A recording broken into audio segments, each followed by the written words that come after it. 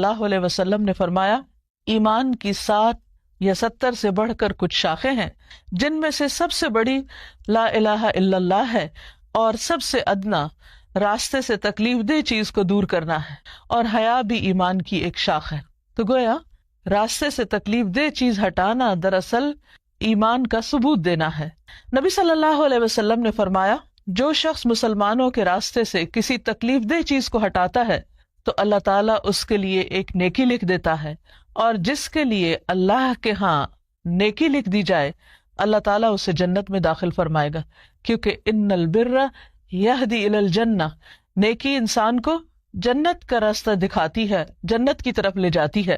انسان ہر روز جب صبح کے وقت اٹھتا ہے تو اس کے ہر جوڑ پر صدقہ واجب ہوتا ہے۔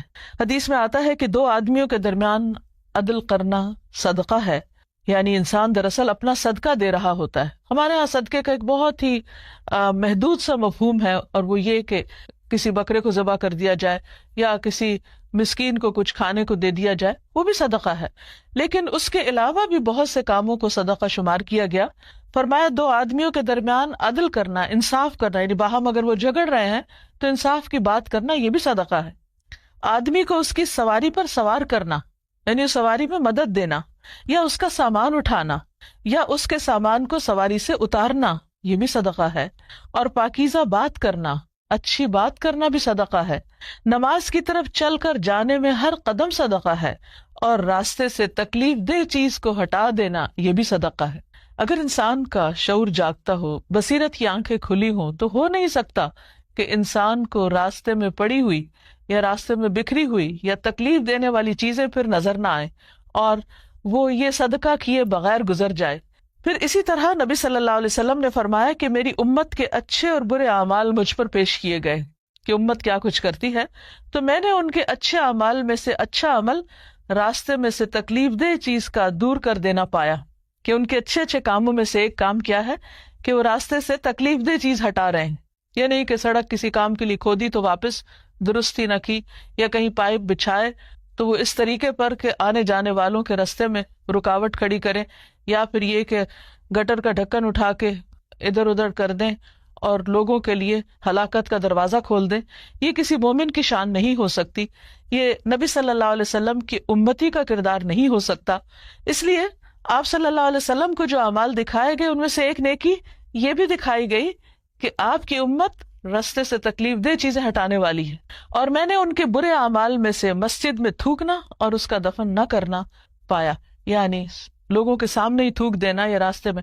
اب آپ دیکھیے بعض راستوں پر پان کی پیک پھینکی ہوئی ہوتی ہے، اچھی بھلی بلڈنگ، صاف ستھرے راستے، صرف تھوک کے نشانات کی وجہ سے ایسا کریہ منظر پیش کرتے ہیں کہ انسان کی طبیعت متلا جاتی ہے۔ اس لیے بہت ضروری ہے کہ ان تمام چیزوں سے پرہیز کیا جائے۔ پھر اسی طرح راستے سے تکلیف دہ چیز کا ہٹانا جنت میں داخلے کا ذریعہ بھی ہے۔ رسول اللہ صلی اللہ علیہ وسلم نے فرمایا ایک آدمی ایسے راستے سے گزرا کہ ایک خاردار شاخ اس پر تھی، یعنی کانٹوں والی شاخ تھی۔ اس پر وہ کہنے لگا اللہ کی قسم میں اس شاخ کو مسلمانوں کے راستے سے ہٹا دوں گا تاکہ یہ ان کو تکلیف نہ دے۔ پھر وہ آدمی جنت میں داخل کر دیا گیا، صرف اس سوچ کی وجہ سے کہ اس نے دوسروں کی تکلیف دور کرنے کی ٹھان لی۔ ایک اور روایت میں آتا ہے، حضرت انس سے مروی ہے کہ ایک درخت سے راستے میں گزرنے والوں کو اذیت ہوتی تھی، ایک آدمی نے اسے آ کر ہٹا دیا۔ نبی صلی اللہ علیہ وسلم نے فرمایا میں نے جنت میں اسے درختوں کے سائے میں پھرتے ہوئے دیکھا ہے، یعنی وہ شخص جنت میں اس عمل کی وجہ سے پہنچ گیا کہ اس نے دوسروں کا دکھ درد محسوس کیا اور تکلیف دہ چیز کو راستے سے ہٹا دیا۔ پھر اسی طرح نبی صلی اللہ علیہ وسلم کی ایک وصیت بھی ہے۔ ابو برزہ فرماتے ہیں میں نے رسول اللہ صلی اللہ علیہ وسلم کی خدمت میں عرض کیا اے اللہ کے رسول، میں نہیں جانتا شاید کہ آپ اس دنیا سے چلے جائیں اور میں آپ کے بعد زندہ رہوں، تو آپ مجھے کوئی ایسا زاد راہ عطا فرمائیں جس کے ذریعے مجھے نفع حاصل ہو۔ آپ نے فرمایا یہ اور یہ کرو، یعنی کچھ کام بتائے، اور راستے سے تکلیف دینے والی چیز کو ہٹا دیا کرو۔ اب آپ دیکھیے کہ نبی صلی اللہ علیہ وسلم دنیا سے جاتے ہوئے اپنی امت کو کن کاموں کی تلقین کر رہے ہیں۔ اگر ہم صرف اس ایک سنت پر عمل کرتے ہوئے لوگوں کے لیے راستے کھلے کر دیں تو آپ دیکھیے کہ ہمارا آس پاس کس قدر خوبصورت ہو جائے۔ مومن ایک بہت ہی حساس انسان ہوتا ہے. جو وہ اپنے لیے چاہتا ہے وہی دوسروں کے لیے چاہتا ہے. وہ کسی کے لیے مسائل کھڑے نہیں کرتا, کسی کے لیے رکاوٹیں پیدا نہیں کرتا. وہ ایک نو پرابلم انسان ہوتا ہے. وہ راستے میں دوسروں کے لیے بھی آسانیاں پیدا کرتا ہے. اور ان سارے اعمال کو مومن کے لیے صدقہ بتایا گیا اور ان پر انکریج کیا گیا. نبی صلی اللہ علیہ وسلم کی ایک حدیث سے بھی ہمیں پتہ چلتا ہے. ابو ذر رضی اللہ عنہ سے مروی ہے کہ نبی صلی اللہ علیہ وسلم نے فرمایا, تم میں سے ہر ایک کے ہر عضو پر صبح کے وقت صدقہ لازم ہوتا ہے. میں نے کہا, اے اللہ کے رسول صلی اللہ علیہ وسلم, میں کیسے صدقہ کروں جب کہ میرے پاس مال نہیں ہے؟ آپ صلی اللہ علیہ وسلم نے فرمایا, سبحان اللہ, الحمد للہ, لا الہ الا اللہ, استغفر اللہ کہنا صدقہ ہے. امر بالمعروف بھی صدقہ ہے, نہی عن المنکر بھی صدقہ ہے. یعنی کسی کو اچھی بات کا حکم دینا, اس کو اچھے راستے پہ لگانا اور برائی سے روکنا. لوگوں کے راستے سے کانٹا, ہڈی اور پتھر ہٹا دو. یہاں نبی صلی اللہ علیہ وسلم راستے میں تکلیف دینے والی چیزوں کا نام بھی لے رہے ہیں. نابینا کو راستہ دکھا دو, گنگے بہرے کو بات سمجھا دو, کسی ضرورت مند کو اس جگہ کی رہنمائی کر دو جہاں سے اس کی ضرورت پوری ہونے کا تمہیں علم ہو. اپنی پنڈلیوں سے دوڑ کر کسی مظلوم اور فریاد رس کی مدد کر دو. اپنے ہاتھوں کی طاقت سے کسی کمزور کو بلند کر دو. یہ سب تمہاری طرف سے اپنی ذات پر صدقہ کے دروازے ہیں. یعنی ان تمام اعمال کا فائدہ خود تمہیں کو ہوگا. اس میں آپ دیکھیے کہ انسان کو کچھ خرچ کرنے کی ضرورت نہیں, اس کے لیے شرط نہیں کہ وہ مالدار ہو. یہ وہ صدقات ہیں, یہ صدقے کی وہ قسمیں ہیں جو ہر شخص صدقہ کر سکتا ہے, جس کے لیے کسی کے پاس جانے کی ضرورت نہیں, کچھ زیادہ تردد کی ضرورت نہیں, بس صرف ایک جاگتے دل اور بصیرت کی ضرورت ہے, آنکھیں کھول کر چلنے کی ضرورت ہے, دوسروں کے لیے درد دل رکھنے کی ضرورت ہے. اور جس کے اندر ایسا دل ہوگا اس کو ایسے صدقات کرنے کے بے پناہ مواقع میسر آئیں گے. اسی طرح ہم دیکھتے ہیں کہ بعض اوقات کچھ لوگ راستوں پر بیٹھ کر گفتگو کرتے رہتے ہیں اور آنے جانے والوں کو ان سے تکلیف پہنچتی. ایک موقع پر نبی صلی اللہ علیہ وسلم نے صحابہ کو اس بات سے منع فرمایا کہ تم راستوں پر مت بیٹھا کرو. لوگوں نے عرض کیا, ہمارے لیے اس کے سوا کوئی چارہ کار نہیں, یعنی ہمارے بیٹھنے کی کوئی اور جگہ نہیں, ہم وہیں بیٹھتے ہیں اور باتیں کرتے ہیں. تو آپ صلی اللہ علیہ وسلم نے فرمایا, جب تم وہاں بیٹھنے پر مجبور ہو تو راستے کو اس کا حق دو. لوگوں نے عرض کیا, راستے کا حق کیا ہے؟ فرمایا, نگاہیں نیچی رکھنا, ایذا رسانی سے رکنا, یعنی کسی کو کسی قسم کی تکلیف نہ دینا, مثلاً کوئی آواز کس کے یا کسی کا مذاق اڑا کے یا کسی کو ڈرا کے, یعنی اپنی ذات سے کسی بھی قسم کی کوئی تکلیف دوسروں کو مت دینا. سلام کا جواب دینا, یعنی راہ چلتے ہوئے لوگ اگر تمہیں سلام کریں تو ان کے سلام کا جواب بھی. اچھی باتوں کا حکم دینا اور بری باتوں سے روکنا. پھر اسی طرح یہ ہے کہ اگر راستے میں کوئی ایسا شخص ہو کہ جو بھٹک رہا ہو, جس کو راستہ کا علم نہ ہو, بعض اوقات لوگ اپنے گھر سے نکلتے ہیں, ایڈریس لینا بھول جاتے ہیں, پوچھتے پوچھاتے منزل پہ پہنچتے ہیں, ان کو راستہ سمجھانا بعض اوقات مشکل ہوتا ہے اور بہت پیشنس کا کام ہوتا ہے, تو ان لوگوں کی مدد کی جائے. پھر اسی طرح یہ ہے کہ راستے میں اللہ کا ذکر بھی کیا جائے. حدیث میں آتا ہے کہ جو لوگ کسی جگہ پر مجلس کریں, یعنی اگر راستے میں بھی بیٹھے ہوئے ہیں یا چل رہے ہیں لیکن اس میں اللہ کا ذکر نہ کریں, ان کے لیے وہ قیامت کے دن باعث حسرت ہوگی. اور جو آدمی کسی راستے پر چلتے ہوئے اللہ کا ذکر نہ کرے, وہ چلنا بھی قیامت کے دن اس کے لیے باعث حسرت ہوگا. اور جو آدمی اپنے بستر پر آئے لیکن اللہ کا ذکر نہ کرے, وہ بھی اس کے لیے باعث حسرت ہوگا. لہذا انسان اٹھتے بیٹھتے سوتے جاگتے چلتے پھرتے کام کاج کرتے ساتھ ساتھ بسہولت بآسانی اللہ کو یاد کر سکتا ہے. اور اس کے لیے تسبیحات بھی بتا دی گئی, سبحان اللہ پڑھنا, الحمد للہ کہنا, اللہ اکبر, لا الہ الا اللہ. تو اس سے انسان اپنے اندر ایک ہلکا پن بھی محسوس کرتا ہے, اس کے غموں اور دکھوں کے بوجھ بھی ہلکے ہوتے ہیں, دل کو اطمینان ملتا ہے. اور اس کے ساتھ ساتھ جن جگہوں سے انسان گزرتا ہے وہ جگہ اس کے لیے گواہ بن جاتی ہیں کہ وہاں اس نے اللہ کا ذکر کیا. بعض اوقات یہ بھی دیکھنے میں آیا ہے کہ لوگ اللہ کا ذکر تو کرتے ہیں, بعض اوقات تسبیح بھی پڑھ رہے ہوتے ہیں, لیکن اس کے ساتھ ساتھ راستے میں گندگی پھیلانے سے باز نہیں آتے. یہ چیز بھی دوسروں کو اذیت دینے کا سبب بنتی. مثلاً اگر کچھ کھا رہے ہیں, مثلاً کیلا کھا رہے ہیں تو اس کا چھلکا پھینک دینا, کوئی ٹافی یا بسکٹ وغیرہ کھائیں تو ان کے ریپر پھینک دینا, سگریٹ پینے کے بعد اس کے ٹکڑے پھینک دینا، اور بعض اوقات تو ان ٹکڑوں کے اندر آگ بھی سلگ رہی ہوتی ہے۔ اسی طرح بعض لوگ راستوں پر رفع حاجت بھی کر دیتے ہیں۔ نبی صلی اللہ علیہ وسلم نے ان چیزوں سے سختی سے روکا ہے کہ کوئی بھی کام ایسا کیا جائے جس سے راہ گزر کو تکلیف ہو۔ ایک حدیث میں آتا ہے رسول اللہ صلی اللہ علیہ وسلم نے فرمایا 3 لعنت کرنے والے کاموں سے بچو: پانی کے گھاٹ پر، کسی گزرگاہ پر، اور سایہ دار جگہ میں بول و براز کرنا۔ یعنی یہ وہ کام ہے کہ جن سے انسان اللہ تعالیٰ کی رحمت سے دور ہو جاتا ہے، اللہ تعالیٰ کی ناراضگی لازم ہو جاتی ہے۔ نبی صلی اللہ علیہ وسلم نے فرمایا جس نے مسلمانوں کو ان کے راستے میں اذیت دی اس پر ان کی لعنت واجب ہو جاتی ہے۔ ایک اور حدیث میں آتا ہے نبی صلی اللہ علیہ وسلم نے فرمایا راستے کے درمیان پڑاؤ مت ڈالا کرو، یعنی راستے میں مت بیٹھ جاؤ، اور نہ ہی راستے میں قضاء حاجت یعنی بول و براز کیا کرو۔ اسی طرح بعض اوقات یہ بھی دیکھنے میں آیا ہے کہ بعض لوگ چلتی سڑک پر، یعنی جہاں پر ہیوی ٹریفک ہے، بعض اوقات وہاں ٹریفک روک کر خود سڑک عبور کرنا شروع کر دیتے ہیں اور بہت سے لوگوں کی اذیت کا باعث بن جاتے ہیں۔ بعض لوگ خراب گاڑیاں سڑک پر لے آتے ہیں، وہ عین راستے میں خراب ہو جاتی ہیں اور اس کی وجہ سے لوگوں کو تکلیف ہوتی ہے، بہت سے لوگوں کا راستہ بند ہو جاتا ہے۔ اسی طرح شارع عام کے اوپر بڑے بڑے جلسے جلوس کرنا، اس کا نقصان یہ ہوتا ہے کہ بہت سے لوگ حتیٰ کہ مریض وغیرہ بھی بہت اذیت میں مبتلا ہو جاتے ہیں۔ بعضوں کا تو یہ تک دیکھنے میں آیا کہ ایمبولینسز ایسے جگہوں پر پھنس جاتی ہیں اور لوگوں کی جان چلی جاتی ہے۔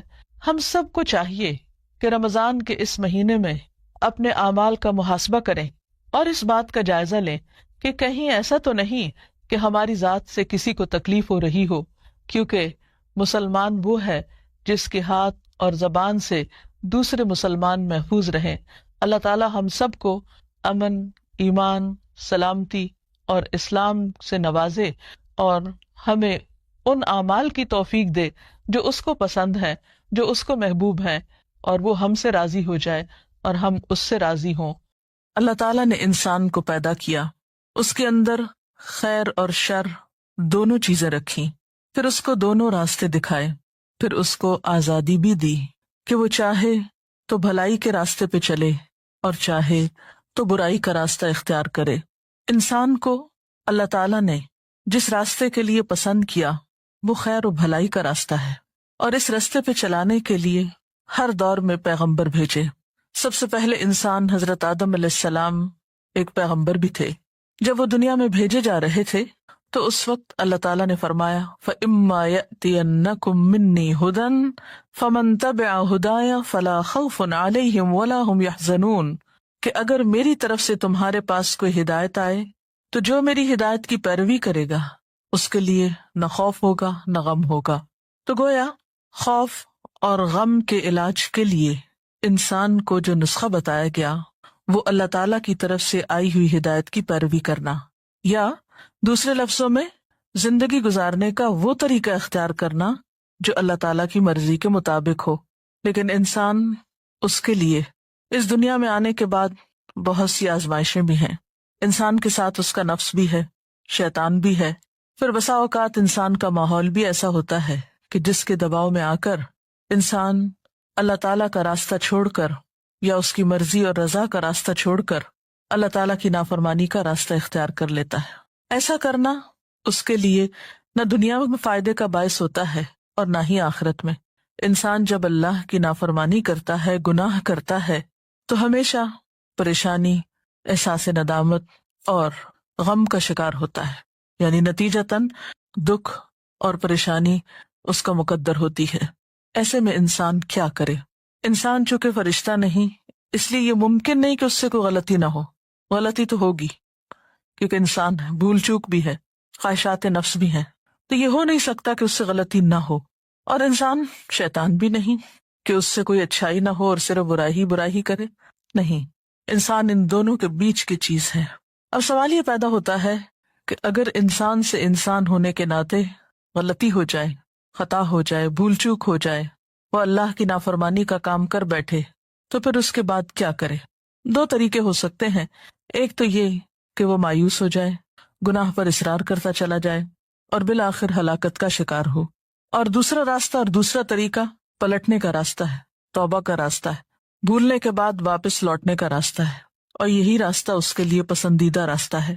قرآن پاک میں اللہ سبحانہ و تعالیٰ فرماتا ہے والذین اذا فعلوا فاحشة او ظلموا انفسهم ذکروا اللہ فاستغفروا لذنوبهم ومن يغفر الذنوب الا اللہ ولم يصروا على ما فعلوا وهم يعلمون۔